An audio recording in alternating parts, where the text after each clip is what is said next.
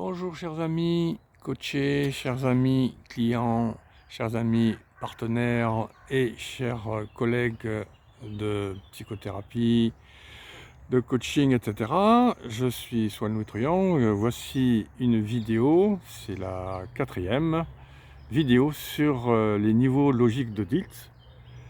Je rappelle qu'est-ce que c'est que la méthode de Dilts et quels sont les niveaux logiques de Dilts. Donc le but de cette méthode, c'est de pouvoir aider les gens à changer de comportement ou changer de façon de voir les choses suite à des souffrances, suite à des problèmes de relations, des problèmes d'organisation, des problèmes de santé, des problèmes qui les font souffrir soit avec eux-mêmes ou soit avec d'autres. Donc on va voir le cas de Sarah. Sarah qui est une personne qui se sent qui travaille mais qui a des problèmes avec ses relations, avec ses amis, avec ses collègues, car elle est toujours négative. C'est quelqu'un qui est pourtant qui a un bel esprit au niveau énergétique, mais dès qu'elle parle, elle est toujours en train de critiquer, de juger, de se sentir mal. Voilà.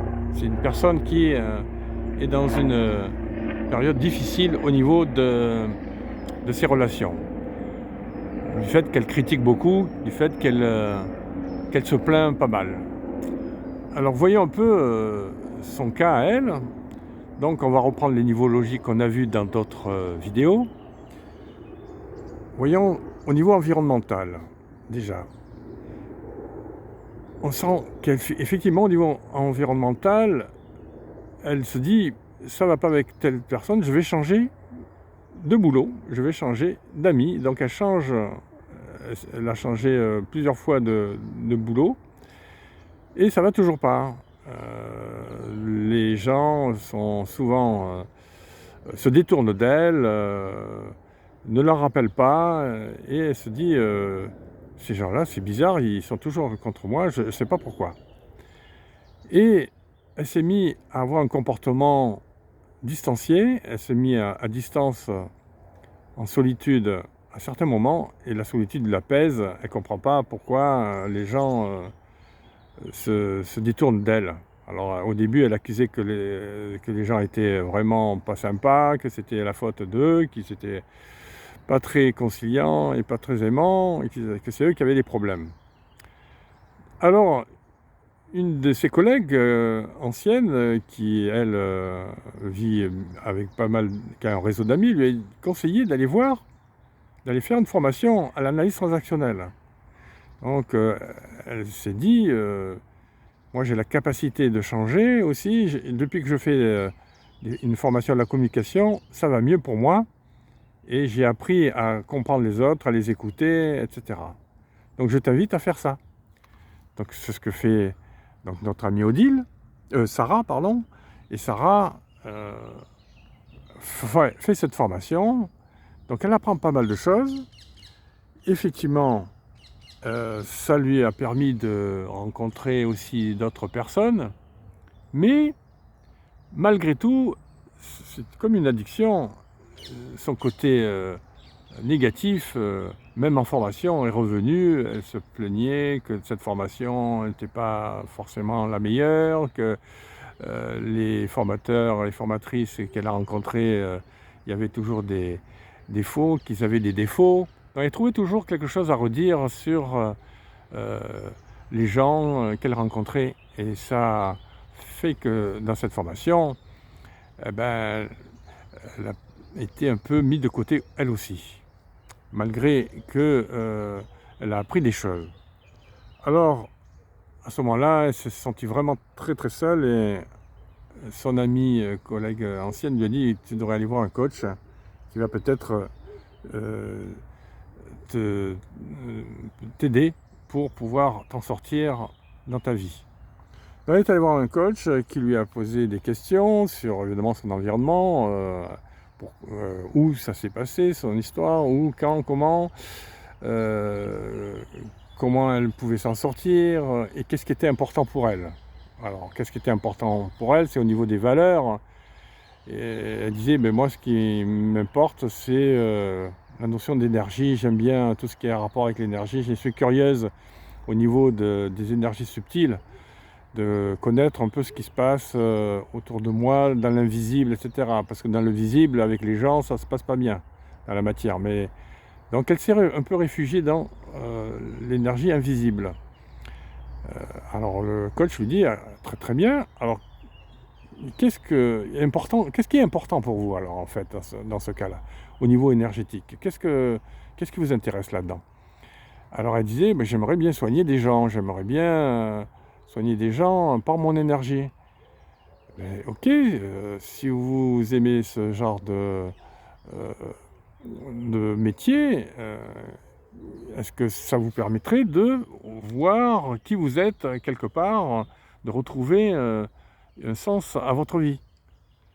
Effectivement, Sarah dit, effectivement, j'aimerais bien aider les gens à guérir, mais les gens ne m'aiment pas. Je ne sais pas pourquoi, les gens se détournent de moi. Écoutez, commencez à travailler votre côté travail de guérison, peut-être, bon, vous avez dit que vous avez fait une formation à l'analyse transactionnelle, mais peut-être faites une action plutôt en faveur de ce que vous aimez. Le côté guérison, redocumentez-vous, revoyez vos informations concernant les énergies de guérison et peut-être de voir à ce moment-là quelque chose qui vous permet d'être plus en harmonie avec l'énergie, puisque vous aimez tout ce qui est énergie, et de retrouver un sens à votre vie concernant les énergies.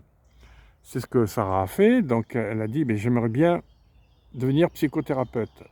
Donc peut-être vous avez une nouvelle façon d'être, une nouvelle identité, d'après vous, c'est quoi? Ben, c'est d'être une psychothérapeute. Ben, écoutez, travaillez dans ce sens-là, et peut-être que vous allez découvrir, revoir vos valeurs, et c'est des valeurs de guérison, et c'est ce que Sarah a fait. Elle a retrouvé son talent de guérisseur, elle a fait une formation de Reiki, c'est ce qui lui plaisait, et elle a pu soigner des gens qui étaient contents d'elle, et les gens se sont approchés d'elle, ont retrouvé des échanges sympathiques avec elle. Ça lui a permis de pouvoir réaliser au niveau comportement des soins Reiki, et elle a même ouvert un cabinet de Reiki. Donc vous voyez que si on change de sens de la vie, peut-être ça peut aider pour pouvoir résoudre ces problèmes à des niveaux supérieurs de DILT, des niveaux logiques de DILT. Alors on n'est pas obligé de faire comme Sarah, d'aller jusqu'au bout, d'aller jusqu'à l'étude des valeurs, l'étude de son identité et le sens de la vie. Pour certaines personnes, il suffit de faire une formation à l'analyse transactionnelle, à la communication, et d'être capable de pouvoir faire ce genre de choses, de retravailler son comment, ses capacités pour retrouver un environnement positif et de pouvoir redevenir positive, de redevenir constructive. Donc voilà un autre exemple de travail sur soi, mais en même temps avec un guide qu'on peut faire avec soit un formateur, soit avec un coach ou un psychothérapeute, et de retrouver quelque chose qui permet de vivre mieux et de ne plus tomber dans la critique, de ne plus tomber dans le jugement négatif, dans la plainte, et de pouvoir enfin s'en sortir grâce à ces aides très importantes de la vie. Bien, j'ai fini cette vidéo. On va faire une autre vidéo, une autre étude de cas, toujours dans cette saga des niveaux logiques de DILT. Eh bien, je vous souhaite une bonne journée si c'est le jour pour vous, une bonne nuit si c'est la nuit pour vous, et à très bientôt. C'était Soigny.